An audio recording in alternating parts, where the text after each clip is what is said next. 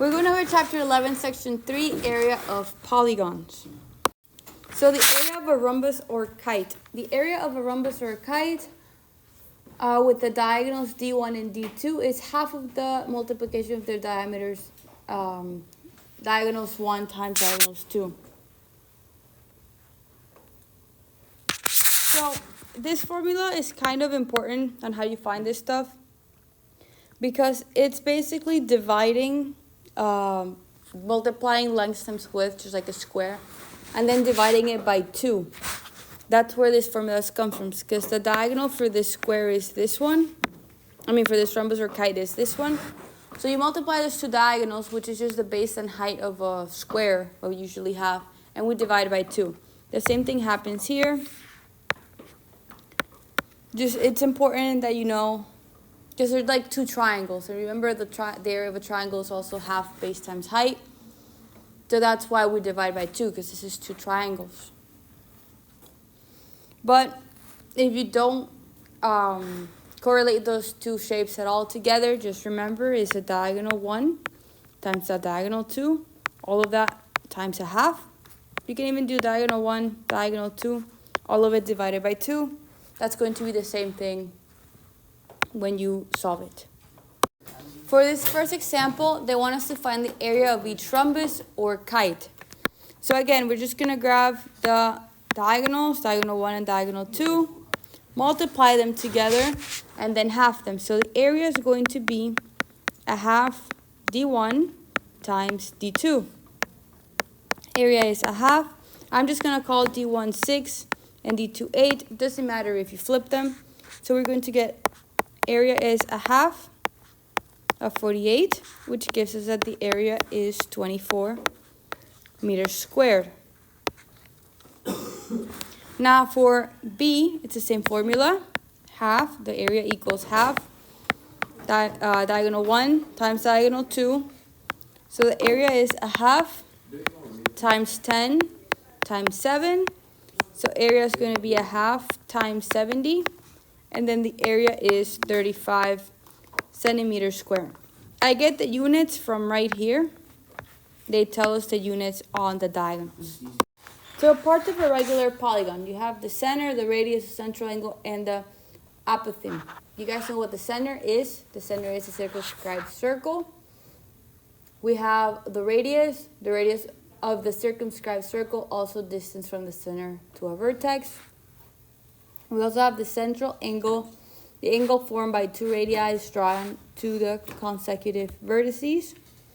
And we also have the apotheum, which is what you don't know yet, the perpendicular distance from the center to the polygon to a side.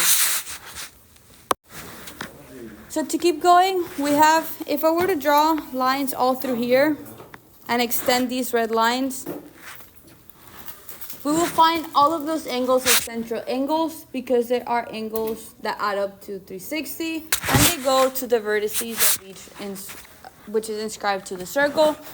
So those are also the radius. Now, when they mean for the apotheum, which is a perpendicular distance from the center to the polygon to a side, that will be from the center to the side. So you draw from the center to the side, like it is right here, that blue line that I just covered. And that will be also, that will not be the radius, guys. The apotheum is not the radius. The reason it's not the radius is because it does not go from the point to a vertex. It goes from a point to the end of that figure. So the radius goes all the way to the vertex or the side of the circle, but the apotheum does not. So you guys know the central angle. We've been dealing with it all the time, so you know where it's located. Now the measure of the central angle in a regular polygon is going to equal 360 divided by n, when n is the number of sides. So if you have a square, so the central angle is going to be 360 divided by 4 because we have 4 sides. If we were a triangle, it's going to be 360 divided by 3. Keep in mind all of these figures are inscribed inside of a circle. So the central angle is going to be that part right there, like that. So we have example 2. In the diagram, WXYZ is a square inscribed in circle P. The first thing they want us to do is to identify the center, a radius, an apotheum, and a central angle of the polygon. Now, the center, write down the stuff that they want us to find. Center, radius, apotheum, and central angle. So the center is P. The radius, you can say something like PX or PY or vice versa. The apotheum is going to be PQ. And then the central angle is angle XPY. And for part 2, they want us to find angle XPY. That's a central angle. And we will find it by doing 360 divided by 4 because it is a square. So that's going to be 90 degrees. They want us to find angle XPQ, that is this angle right here. So all we have to do is divide that central angle by 2. So we would do 90 divided by 2. And that's going to give us that angle is 45 degrees. And they also want us to find PXQ, which is this one right here. Now we have part of this triangle, this left one. This is 45, this one's 90. So the remainder angle, we would just have to figure out this is a special right triangle. So this last one is also 45 degrees. So the area of a regular polygon. The area of a regular end polygon with the side length S is 1/2 the product of the apotheum A and the perimeter P. So the formula equals A. So the area equals 1/2 apotheum times perimeter, where A is apotheum and P is the perimeter. And we have the second one where A equals 1/2 times A times NS. Now each letter stands for something different. A for apotheum, N for number of sides, and S for length of each side. So for A, find the perimeter and area of each figure, a regular hexagon with an apotheum of 6. I'm going to go ahead and draw it. It's kind of like that to the best of my abilities. So we know that the central angle is going to be 360 divided by 6. That's going to give us that the central angle is 60. So telling us the apotheum is 6. The number of sides is 6. And we have to find the length of each side. How do we find the length of each side? Remember, since the central angle is 60, I have this triangle right here, 60. 60, 60, and 60 for the central angle. If I break it up into 2, I'll get a 30, 60, 90 triangle. And if I know the apotheum is 6, I can figure out that following the rules of the special right triangle. This is A, this is A root 3, and this is 2A. So I can say, well, 6 equals 8 root 3. So when I divide by root 3, this is going to end up being 6 root 3 over 3, which simplifies to 2 root 3.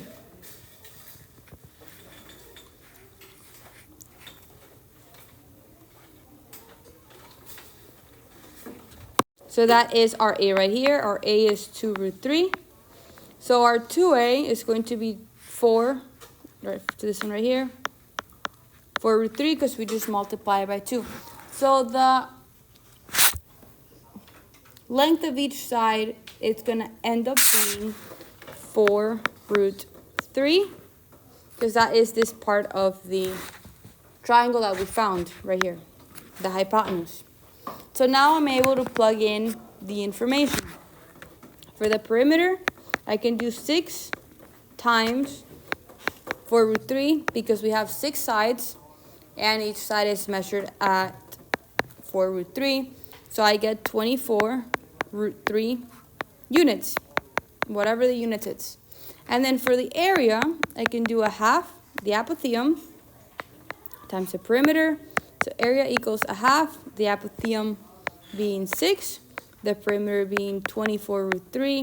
I'm going to cross simplify right here, and I end up with the area being 72 root 3 unit square.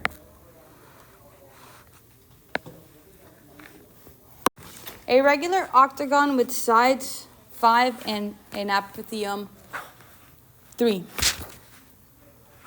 So they're telling us the measure of each side, which is 5. Actually, let me do that s with the lowercase s so I don't mix them up. They're telling us the apotheum is 3, and because it's an octagon, we know that the number of sides are 8. Now, we have all the information we need to solve this, so I don't even have to solve for anything or draw anything or figure anything out. The perimeter is just going to be the number of sides, so n times the length. So it's going to be 8 times 5. So the perimeter is going to end up being 40 units.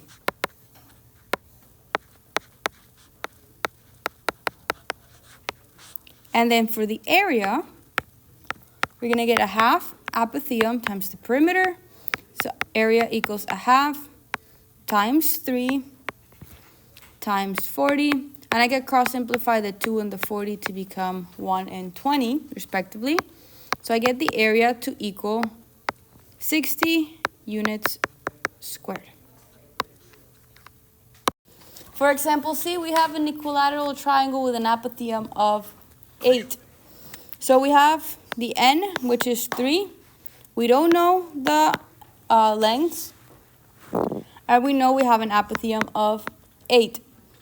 So we have this triangle right here, equilateral. We know the apotheum from the center down is 8. Because that makes a 90 degree. And we can find the central angle by doing 360 divided by 3. So we're going to get that that central angle is 120. But we can break it up into 2, and we get a 30, 60, 90 triangle. We already know the apotheum, and we know the 30 is A. So this is going to be A root 3, so 8 root 3. And this is 2A, so it's going to be 16. Now, knowing this, we know we can now figure out the side lengths. Now, it's going to be double this number because 8 root 3 is just this half, and 8 root 3 is this other half. So this is going to be 16 root 3. Now that we figured that out, we can plug in for the perimeter. That's going to be 3 times 16 root 3, so the perimeter is going to end up being 48 root 3. I'm just going to write U for, well, I'll just leave it as unit. And then for area, we can do a half times the apotheum times the perimeter. So the area is a half, apotheum is 8, perimeter is 48 root 3. Now I can simplify the 1 and the 2 and the 8 into 1 and 4. So I get my area to be 192 root 3 units square.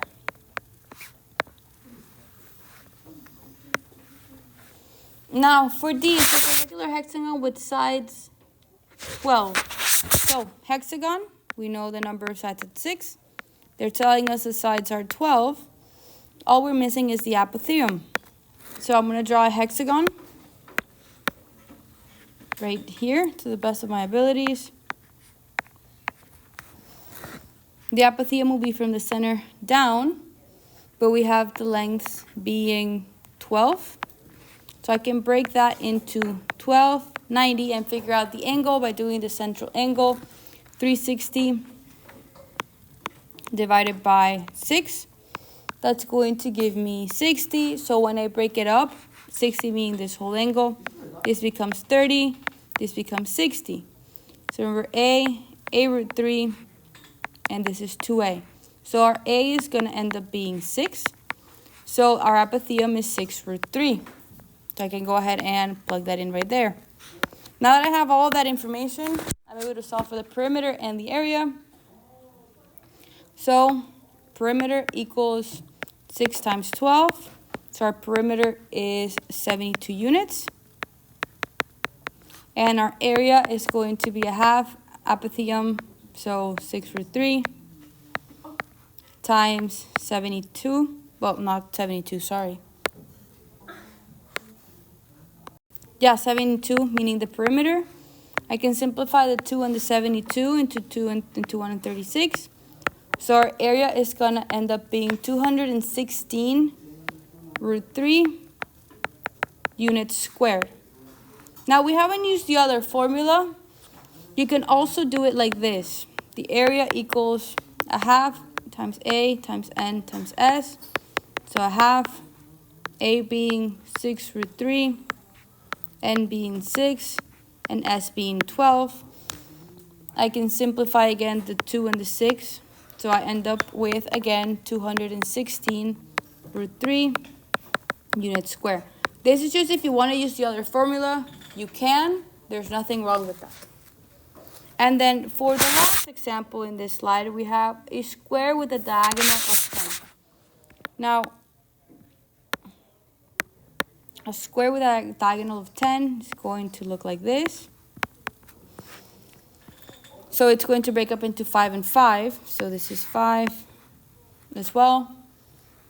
So I'm able to break up that into a triangle. And we know this entire angle right here by doing 360 divided by 4. That's going to give me 90. So we have a 45, 45, 90 triangle. And we know that this is 5. So we know that it's going to be 5 is going to equal a√2. So I'll divide by √2. And I end up with 5√2/2 for the sides of the square. So I have my apothium is 5√2/2. Our N is 4 and S is 5√2.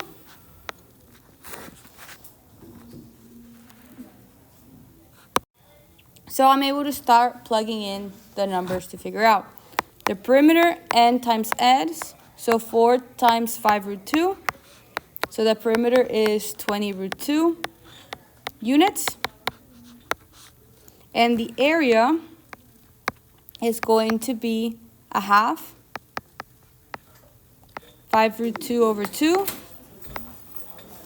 times 20√2. So our area is going to end up being 50 units. So example 4, find the area of a regular polygon with inscribed in a circle with radius of 4. Can I have a cup? So because it's a pentagon, we know the N is going to be 5.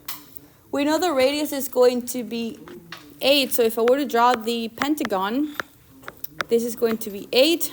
So I can draw a triangle like this.